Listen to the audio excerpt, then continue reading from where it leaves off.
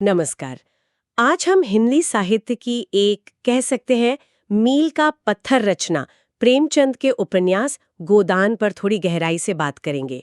हमारे पास एक विश्लेषण है जिसका शीर्षक है गोदान, भारतीय किसान जीवन का महाकाव्य।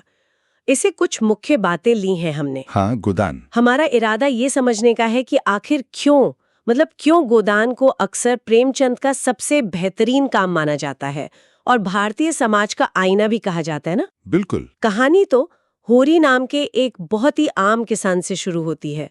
उसकी एक सीधी सादी सी पर गहरी इच्छा है, एक गाय पालने की, और फिर जीवन के अंत में उसी गाय का गोदान करने की।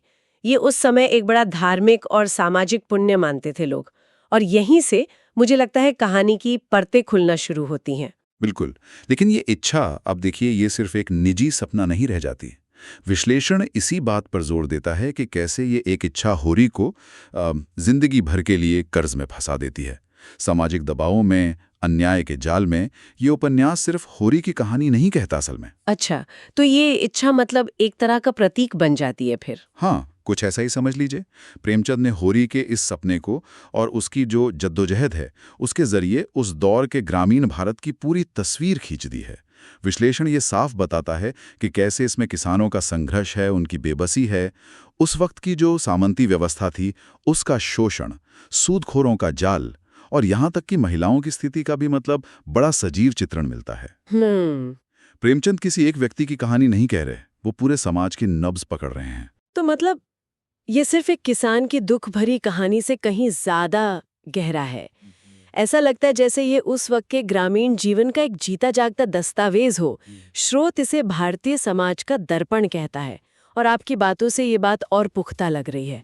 पर ये दर्पण किस तरह काम करता है उपन्यास में? क्या स्रोत कुछ खास उदाहरणों या पहलुओं पर रोशनी डालता है? हाँ, बिल्कुल। विश्लेषण इस बात पर जोर देता है कि ये उपन्यास यथार्थवादी है।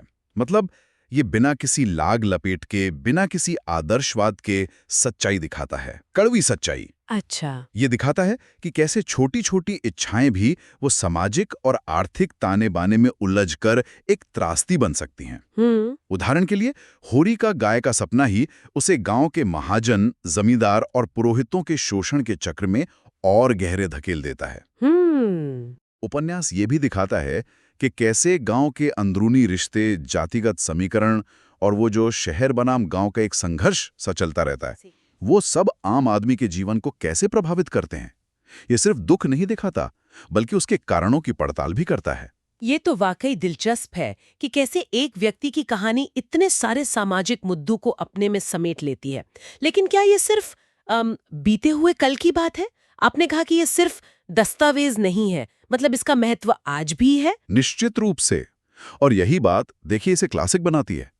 विश्लेषण स्पष्ट करता है कि गोदान में उठाए गए कई बुनियादी मुद्दे, जैसे गरीबी, कर्ज का बोझ, व्यवस्था का शोषण, सामाजिक पाखंड, अवसर की असमानता, हाँ, ये तो आज भी है। हाँ, ये आज भी हमारे समाज में किसी न किसी रूप में मौजूद हैं। सही। शायद उनका रूप बदल गया हो, है ना? जमींदार की जगह शायद कोई और शोषक आ गया हो। सही। लेकिन वो जो संघर्ष का सार है, वो बहुत हद तक वही है।